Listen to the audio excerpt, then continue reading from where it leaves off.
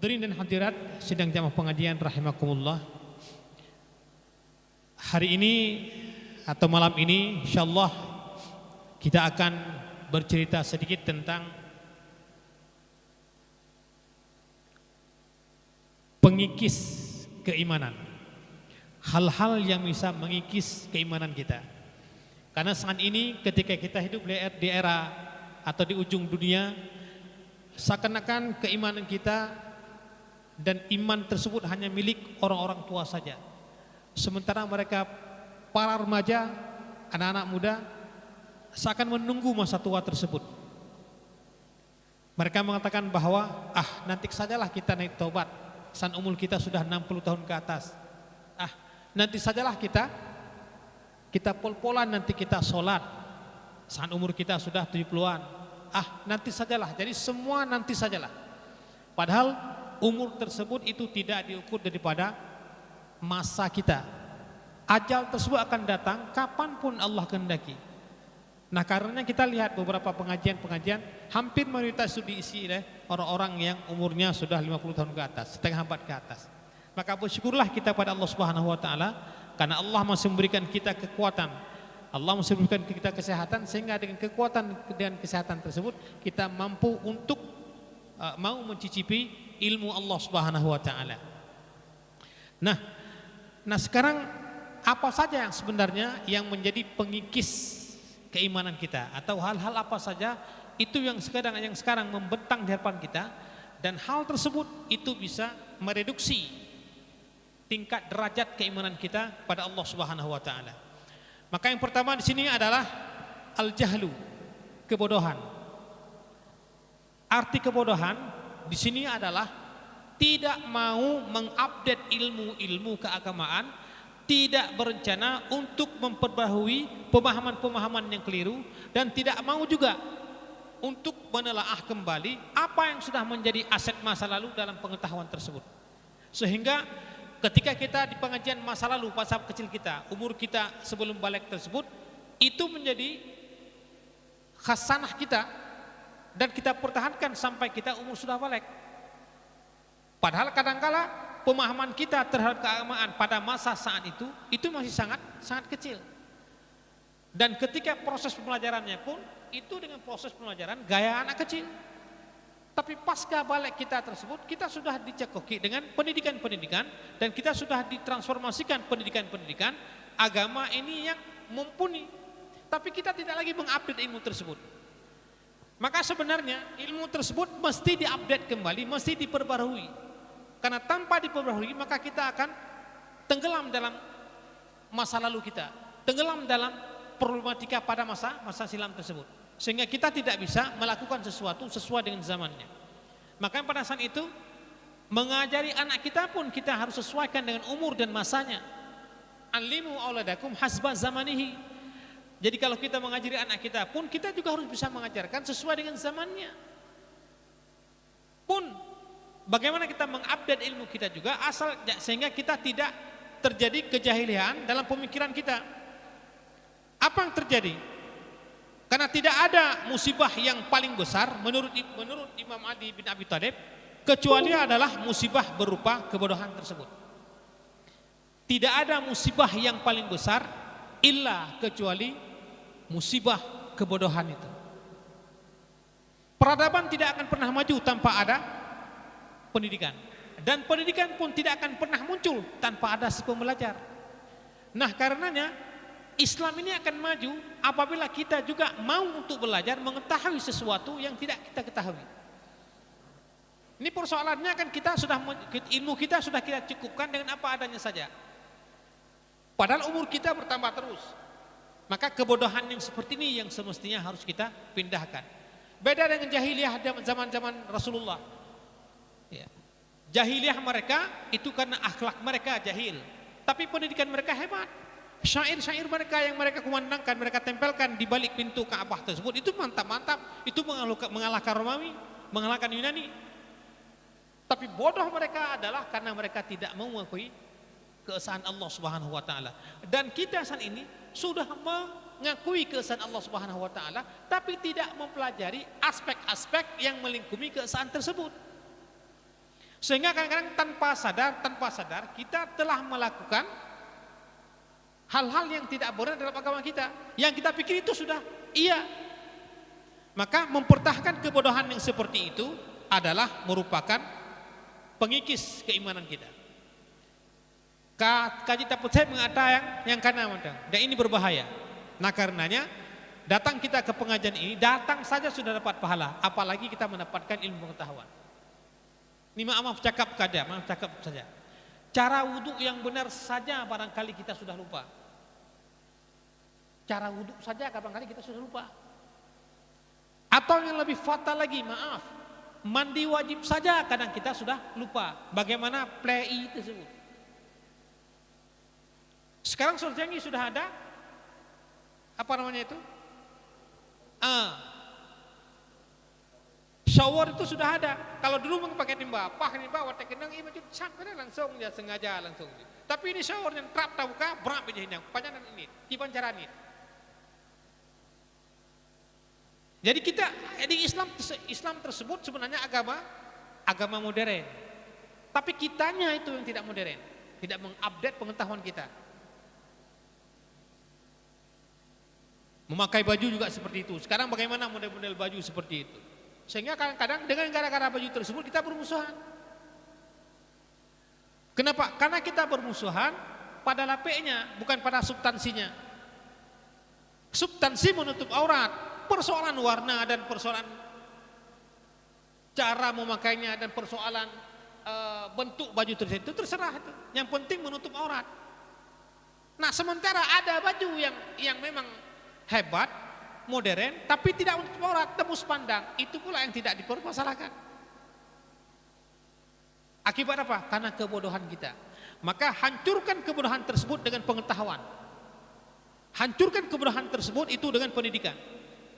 Hancurkan kebodohan tersebut dengan mengetahui sesuatu yang tidak kita ketahui.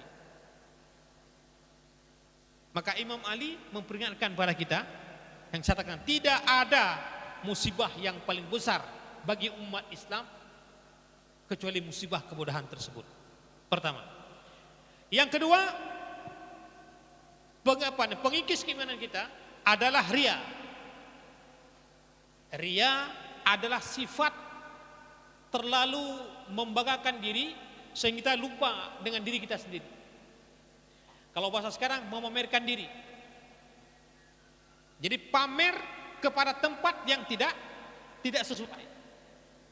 Tapi kalau memamerkan untuk bisa memancing orang berbuat baik itu tidak apa-apa. Contoh, misalnya ini ada kota amal seperti itu. Tidak ada satupun itu yang boh pengen kenal. Tiba-tiba ada satu orang dia mengambil duit dan mengatakan, "Hai bro, aku tertuh riba apa? Kusumbang." Niatnya bukan untuk dia, tetapi untuk apa? Niatnya untuk diikuti, untuk pembangunan masjid misalnya. Maka dicolok gitu. Itu untuk pembelajaran. Tapi kalau memang ria tersebut, dia taruh cuma 50.000 dan kemudian dibilang-bilang atau dikatakan ke sini ke barat, itu sampai dipamerkan kemana-mana dan itulah ria. Dan ria itu adalah bisa membunuh sifat keimanan kita. Ria tersebut itu bisa mengikis pahala-pahala yang kita lakukan. Pahala-pahala yang kita kumpulkan itu bisa sirna semuanya. Maka sesungguhnya jangan sampai kita ria. Kenapa? Karena ria tersebut salah satu daripada sifat orang-orang munafik.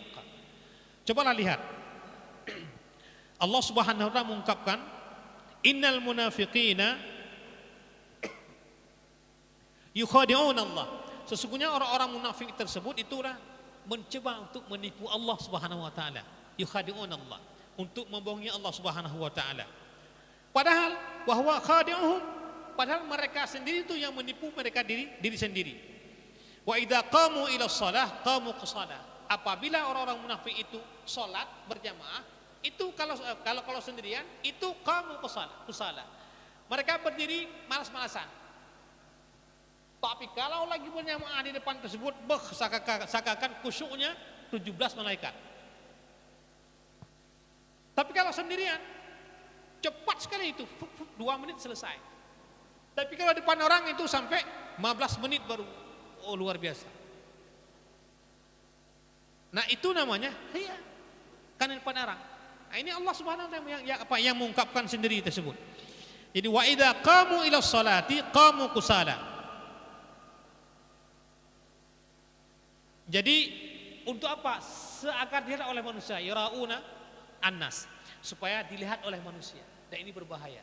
Maka sifat riya ini bukan hanya bisa membahayakan kita sendiri, tapi juga bisa meruntuhkan peradaban umat. Kita bisa lihat bagaimana peradaban Andalusia. Peradaban Andalusia itulah peradaban yang 7,5 abad tersebut itu bercokol di muka bumi ini dan susah untuk dikandaskan oleh siapapun. Tapi apa yang terjadi? Yang pertama karena kesombongan para intelektual, yang kedua karena keriaan para penguasa pada saat itu. Rianya para penguasa mau memamerkan harta-hartanya, mau memamerkan keagungan kekuasaannya. Apa yang terjadi akhirnya? Allah ngelungkop memandum, akhirnya Spanyol itu tidak lagi dikuasai oleh orang Islam. Saat ini Indonesia ini yang pertamanya 95% Islam. Tapi apa yang terjadi sekarang? 81% sekarang kita tinggal. Tunggu 15 tahun lagi. Bisa tadi tinggal 70%. Dan tunggu 25 tahun lagi bisa jadi 50%. Nah Ustaz, tapi kan ada hadis mengatakan bahwa Islam tidak akan habis. Iya, betul. Tapi tidak ada jaminan kalau di Indonesia ini Islam ini tidak akan hilang. Rasulullah mengungkapkan bahwa Islam tidak akan pernah habis di muka bumi ini, bukan di Indonesia. Tapi kalau kita ini sebagai umat Islam, sebagai umat Rasulullah SAW tidak menjaga kualitas keimanan kita, kualitas keilmuan kita, hati-hati. Tahun 80-an sekitar 55% dayo. Nyo dapat dika 22, 80, 50 tahun kemudian. 30 tahun setelah tahun 80-an, kita sekarang tinggal 81%. Hasil riset. 81% itu bukan Islam yang taat itu. Sudah masuk semuanya itu. Islam perampok kena, Islam pencuri kena, Islam koruptor Islam cimucuinan, semua itu termasuk Islam taat seperti kita. Tapi kalau dipilah-pilah lagi, saya yakin kayaknya 20% yang ada yang taat. Kalau seperti ini, mau dibawa kemana bangsa kita ini? Hati-hati. Makanya hindari riya tersebut. Jangan langsung kita mengatakan, boh kamu di Aceh, Islam cukup luar biasa. Siapa bilang seperti itu? Gerakan kristenisasi di Aceh sekarang sudah hampir mencapai puncaknya. Oh karena orang luar, siapa bilang orang luar?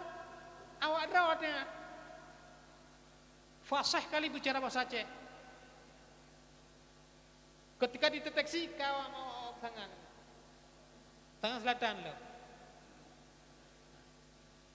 Awak kampung. Alumida ya halau. Wateta telusuri ternyata kaide di Pantai Raja. Bahasa Aceh fasih. Nah kalau seperti itu jangan salahkan orang lain. Kita jangan bangga dengan masa lalu, tapi kita harus bisa mempersiapkan masa akan datang. Siapa yang siapkan? Anak didik kita, anak-anak kita, karena mereka adalah generasi penerus kita. Kita sudah 50 tahun ke atas, tidak ada lagi.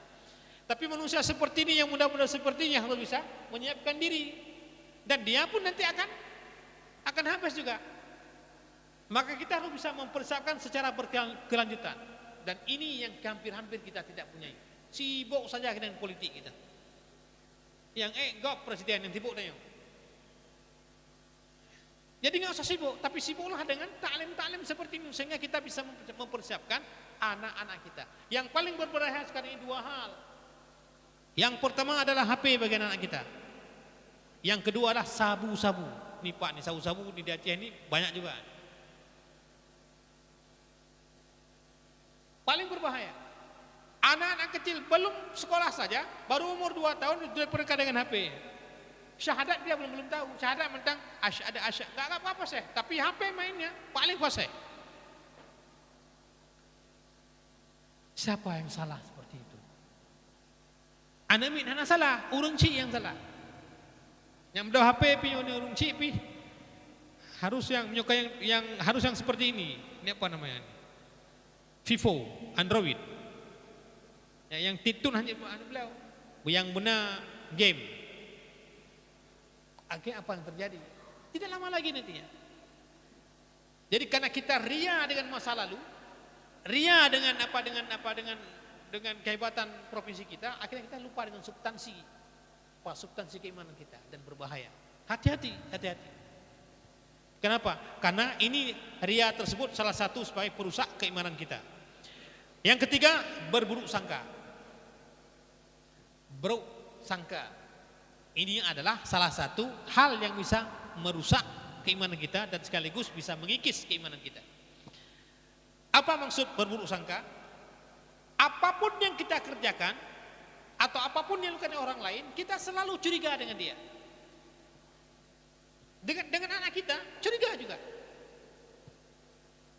Jadi kalau kecurigaan ini yang kita lakukan dan selalu kita kampanyekan, lantas di mana ketenangan yang ada? Maka karenanya berburuk sangka tersebut adalah suatu perbuatan sia-sia yang hanya menimbulkan dosa bagi pelakunya. Kita salam-salaman dengan saudara kita, dalam kita hanya assalamualaikum. Ada saja curiganya. Kalau lebaran kita nembung ada shalom, com-com dan seperti itu. Tapi kadang-kadang com-coman tersebut, wah nih, kebangan mentel. Kenapa? Karena kau paling ada syah. Jadi kalau kita berburuk sangka seperti itu, akhirnya yang terjadi apanya? Kehancuran bagi diri kita. Dan iman kita juga akan hancur. Kalau iman kita sudah hancur, maka yang terjadi adalah kealpan kita kepada Allah Subhanahu wa taala. Cobalah kita lihat satu matan kitab dari kitab Hilyah Al-Auliya wa Tabaqatul Alfiyah atau Imam Abu Naim Al-Asfahani. Beliau mengungkapkan bahwa ada seorang sahabat, itu namanya Bakar bin Abdullah. Idza ra'a syaikhan qala hadza khairun minni. Jadi Syekh Abu Bakar bin Abdullah itu mengatakan, idza ra'a syaikhan faqala hadza khairun minni. Apabila kalian urung tua, maka kau bikin itu cukup jai pahala kau ya. Luar biasa ibadah kau nya. Tapi bagaimana saya ini? Jadi dia selalu membandingkan kebaikan. Orang tua ini baik sekali orangnya, banyak kali pahala. Kapan saya bisa seperti itu? Tapi sebaliknya, wa idza ra'a syaban, ketika dia melihat anak muda yang kecil, dia selalu mengatakan, huwa khairun minni. Irtakabtu minad dzunub aksar mimma irtakaba. Ketika dia melihat anak muda, maka dia mengatakan, luar biasa anak muda ini. Betapa bahagianya dia. Karena kenapa? Aku lebih banyak berbuat dosa dibandingkan dengan dia. Jadi ketika kita melihat orang tua, kita mengatakan orang tua tersebut itu lebih banyak berbuat pahala. Tapi saat kita melihat anak muda, maka yakinlah bahwa anak muda tersebut lebih sedikit berbuat dosa dibandingkan kita. Akhirnya apa yang terjadi? Maka kita ini akan selalu hati-hati. Maka dosa yang paling pekat dikatakan seperti terus adalah ar-riya. Fa innakum usibtum. Jadi saat itulah maka terjadilah keriaan tersebut atau suudzon. Setelah ria maka ada suudzon. Apa suudzon tersebut? Berburuk sangka kepada orang lain. Maka kata Syekh tadinya, maka berbaik sangkalah pada Allah. Kalau melihat orang tua, yakinlah orang tua itu yang terbaik. Tapi kalau melihat orang muda, yakinlah anak muda tersebut yang terbaik. Kita yang paling banyak berdosa. Jadi watatakalan wadih bahwa Tuhannya ya Allah ya Rabbi pakallung hal lagi konyan ya Allah. Dia sholat, kemudian dia banyak bersedekah, kemudian dia melakukan amal-amal yang baik. Jadi kita memuji-puji dia dibandingkan kenapa saya banyak berdosa. Tapi ketika melihat anak kecil, jangan bandingkan dengan orang tua seperti itu. Saya lebih banyak berpahala, tidak. Ya Allah, betapa sedikitnya dia berbuat dosa dibandingkan dengan saya yang sudah hidup lama. Jadi kita akan selalu menata diri kita sehingga diri kita ini benar-benar kuat untuk menghadapi realitas kehidupan ini. Jadi akhirnya nanti kita tidak akan pernah melakukan buruk sangka, terutama kepada orang-orang lainnya. Ini yang ketiga. Kemudian yang keempat, daripada hal yang menjadi pengikut keutamaan, itu adalah lisan yang tidak terjaga. Jadi Kata-kata ini laksana pedang. Sekali tebas maka dia akan terpotong. Lisan kita ini adalah kasaif. Ya. Illam taqtahu qata'aka. Apabila Anda tidak memotong lisan Anda, maka dia akan memotong Anda. Maka hati-hati, hati-hati. Jadi kalau kita bisa menjaga lidah kita, maka sebenarnya lidah ini akan bisa memasukkan kita kepada hal-hal yang benar. Tapi kalau lidah ini kita tidak bisa jaga, maka hati-hati. Entah gimana Ustaz kita jaganya? Kita kan berbicara, iya, tapi yang berbicara yang jelek. Ini kalau misalnya temuna, cimarut, dan juz amna lainnya itu menjadi bagian daripada pembicaraan kita, nah kapan kita bisa beristighfar? Jadi juz amna itu lebih hebat, lebih hafal dibandingkan dengan juz amma. Karena juz amma cuma dari amma tasalun sampai dengan an-nas. Tapi juz amna fasih betul 30 juznya. Karenanya hati-hati. Jaga lisan tersebut, kenapa? Karena lisan tersebut itu laksana pedang. Jadi jangan karena apa? Karena barang siapa yang barang siapa yang menjaga lisannya, maka sebenarnya dia sedang menjaga keimanannya. Kalau kita menulis, itu adalah bagian menulis di koran, itu malah kadang-kadang lebih kejam daripada lisan kita. Dan sebenarnya yang kita tulis itu adalah akibat daripada aktualisasi lisan kita. Jadi tangan ini juga bisa perpanjangan lisan kita tersebut. Makna lisan tersebut bukan lidah ini sebenarnya, tapi kata yang kita keluarkan, baik itu kata yang bersuara atau kata yang tertulis. Malah kata yang tertulis itu lebih berbahaya daripada kata yang keluar. Karena kata yang tertulis tersebut untuk zaman sekarang ini itu bisa menyebar ke seantero dunia, lewat dunia maya. Sementara kata-kata ini barangkali ini hanya terbatas untuk dengar saja. Tapi ini tulisan tersebut, fitnah yang kita lakukan, kemudian maki-maki yang kita lakukan, itu bisa tersebar ke seantero dunia. Bukankah kehancuran sebuah negara tersebut akibat surat? Akibat koran? Nah karenanya jaga lisan tersebut, jaga tulisan kita. Mestinya kalau kita menulis, tulislah yang baik-baik. Kalau kita berbicara, bicaralah yang baik-baik. Jangan-jangan dengan keluarga kita, dengan istri kita, dengan anak kita juga harus bisa menjaga lisan kita. Dulu kalau masa-masa kecil kita, kalau kita lihat tersebut, kalau orang tuanya itu mahir dalam temena, anaknya juga ikut mahir. Tapi sekarang kita lihat di komplek-komplek itu ya, itu ini maaf cakap nih, ini di lorong kami itu di komplek Mutiara atau anak-anak kecil itu, ketika pemain tersebut, hanya itu orang temena. Jadi ketika dia turun ke bawah sekali ke kampung itu, nah, dia tanya itu, nah, ya apa orang tuh bilang itu? Apa? Di mana mama? Tadi Fatma. Apa itu? Oh, itu susah kita terangkan semuanya. Tapi harus saya terangkan. Nah, itulah kata-kata yang tidak baik. Ketika kita mengatakan kata-kata yang tidak baik, kenapa tidak baik? Anak itu nanya. Maka di situ harus bijak kita menjelaskannya. Makanya lingkungan yang baik tersebut itu bisa menciptakan karakteristik anak-anak kita yang baik juga. Ini persoalannya kadang-kadang lingkungan kita nggak baik lagi, makanya jaga lisan kita. Hal-hal yang kecil, hal-hal yang seperti itu menak, cimarut seperti ini memang hal yang sederhana. Tapi justru hal yang seperti itu yang bisa membahayakan generasi kita. Coba lihat kadang-kadang burung yang sudah terbiasa seperti itu ketika terkejut yang astagfirullah. Ditagli astagfirullah, bukan astagfirullah, tapi malah yang lainnya. Kenapa? Karena sudah terbiasa seperti itu. Maka jaga lisan kita. Tip. Yang kelima adalah salah pergaulan. Ini bagi remaja-remaja dan kita juga. Ya. Salah pergaulan. Kenapa salah pergaulan? Karena kita, pribadi kita tersebut tergantung pergaulan kita. Di sana dikatakan bahwa ar-rajulu ala dini khalilihi. Jadi seorang laki-laki tersebut itu berada dalam proses khalilihi. Tergantung agama saudaranya, teman-temannya. Jadi kalau teman kita jahat, kita bisa terikut jahat. Itu lingkungan. Maka kalau lingkungan kita, lingkungan kehidupan kita di rumah tangga kita itu saling mengatakan sesuatu yang bejat-bejat, temenan dan cemarut, maka anak-anak kita juga seperti itu. Kalau anak-anak kita dan kita juga berada dalam lingkungan yang tidak benar, maka kita juga seperti itu. Kenapa? Karena memang ar-rajul ala dini khalilihi. Nah, karenanya hati-hati.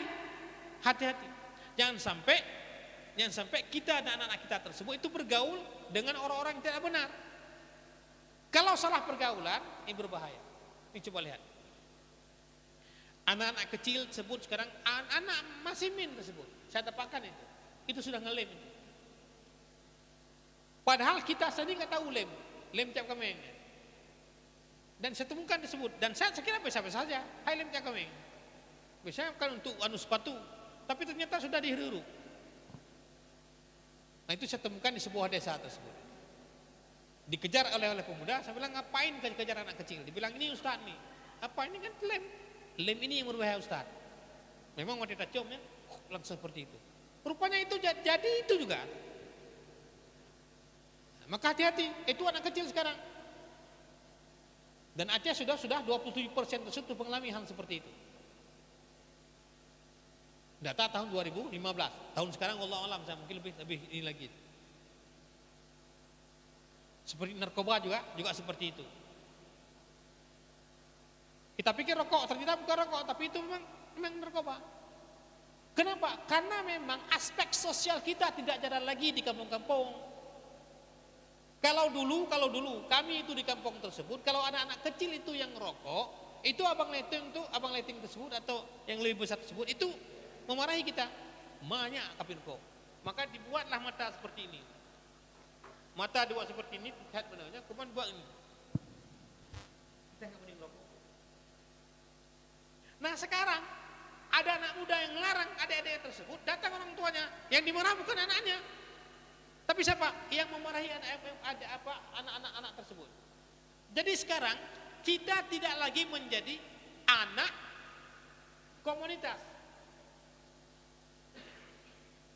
Jadi kalau di sekolah juga seperti itu juga. Sekolah sekarang guru tidak bisa menjadi edukator lagi.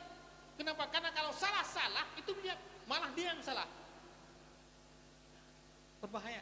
Sedikit aja dimarahin, data orang tuanya, kemudian tak apa menit anak saya. Anak-anakku lahir dari istriku, aku ya yang kasih makanan. Apa urusannya bapak? Bapak itu ngajar saja di sini. Dipikirnya ngajar itu susah, mudah.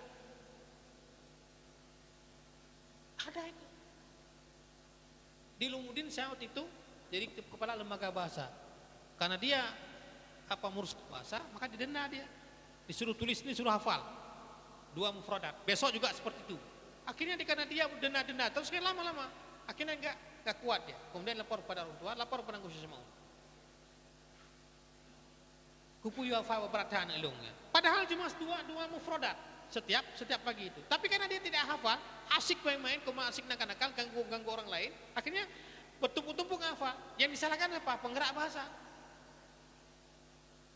Tapi musamun bijak orang sini, dia mengatakan, "Nih cowok anak berbidik." Oh jangan. Karena diketahui. Tapi sekarang kita lihat nih guru-guru bagaimana dia. Nggak bisa diperkuti. Kalau dulu mana ada? Matematik perkalian saja, perkalian saja, itu kelas 4 min selesai. Perkalian 1 sampai 10. Kenapa kalau nggak bisa? Dikulik perlu dipegang. Jadi ketika di situ sampai sekarang kita hafal. Saya pribadi sampai sekarang itu hafal perkalian 1 sampai 10 dan lain-lain sebagainya. Kenapa? Karena akibat dicubit ketika hafalan dulunya. Tapi sekarang kan tidak. Pertanyaannya, apakah ini salah asuh atau salah metode? Nah karena kan jangan salah pergaulan. Bergaul juga seperti itu. Maka datanglah ke pengajian, datanglah ke tempat-tempat pembelajaran. Ini maaf cakap, ini COVID tidak ada lagi. Ini mungkin Bapak bisa lihat, ini sudah jam 12 itu sudah masih merajalela orang-orang.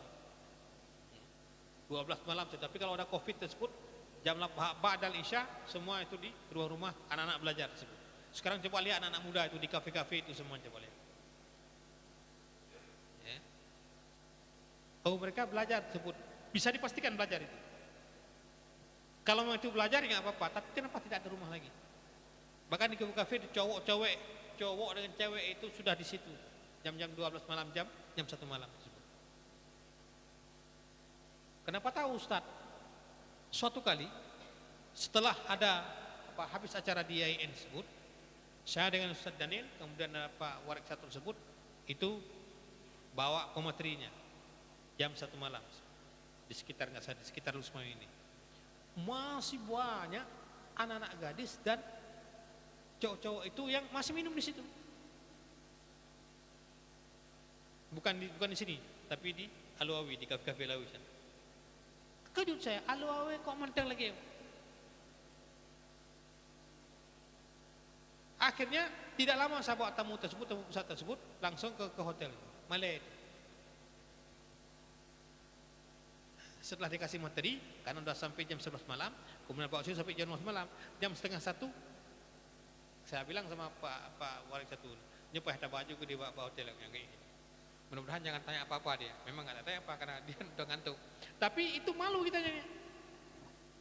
Makanya jangan mengundang COVID-19 sekali lagi dengan kemaksiatan yang kita lakukan. Maka bersyukur COVID tersebut sudah hilang, maka kita harus bisa melakukan aktivitas ibadah kita harus lebih kuat lagi. Kalau dulu kita istighfar, sekarang lebih banyak lagi kita istighfar. Nah, jangan seperti ketika tsunami juga seperti itu. Ketika pas masa tsunami semua ke masjid orang, tapi setelah tsunami Tuha adon dong. Berbahaya. Nah, karena coba sekarang ketuk hati kita agar kita benar-benar mendapatkan sesuatu dari Allah Subhanahu wa taala. Kemudian yang terakhir adalah mata yang berkhianat. Mata ini anugerah Allah Subhanahu wa taala. Mata ini untuk melihat ayat Allah Subhanahu wa taala. Mata ini untuk bisa memantau sesuatu yang baik. Mata ini untuk belajar, bukan untuk melihat sesuatu yang tidak baik. Nah, karenanya ada aplikasi-aplikasi yang tidak baik itu dihapus semuanya itu dan itu baik. Kenapa? Karena dengan aplikasi tersebut justru ilmu pun tidak akan masuk kotak kita. Tafsir Quran hanya mengatakan karena aplikasi yang kita lihat tersebut itu tidak benar. Aplikasi haram. Aplikasi yang tidak mendapatkan ridho Allah Subhanahu wa taala. Karenanya buang semua aplikasi tersebut, maka kita akan bisa masukkan aplikasi Al-Quran.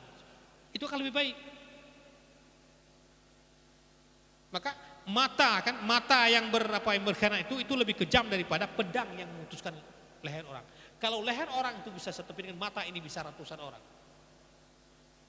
Kenapa? Karena dengan mata ini bisa menyadap apa saja yang ada di depan kita dan kita bisa mengenal apa saja di depan kita, baik buruknya itu akan kita kumpulkan semuanya. Nah, karenanya jaga mata kita agar mata kita ini mendapatkan pandangan yang mendapatkan rahmat dari Allah Subhanahu wa taala.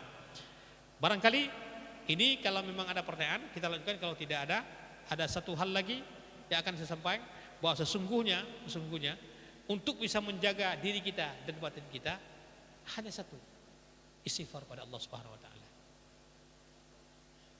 Hanya satu, istighfar pada Allah Subhanahu wa taala. Karena dengan istighfar tersebut itu kita mendapatkan ampunan Allah Subhanahu wa taala. Dan istighfar akan bisa menyelesaikan penyakit ada pada diri kita.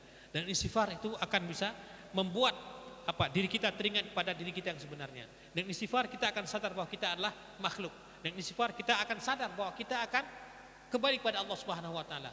Kalau bukan dengan ampunan Allah Subhanahu wa taala, kemana lagi kita akan mencari ampunan tersebut? Kalau bukan karena ridha Allah dan kasih sayang Allah, kemana lagi kita akan jemput kasih sayang tersebut? Umur kita sekarang sudah tua, ya, badan kita sekarang sudah bau tanah, pikiran kita sudah mulai menurun kekuatannya.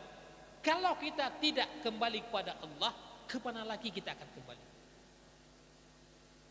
Maka ingat, inna lillahi wa inna ilaihi raji'un. Kita memang diciptakan oleh Allah Subhanahu wa taala, tapi yakinlah kita nantinya juga akan kembali kepada Allah Subhanahu wa taala.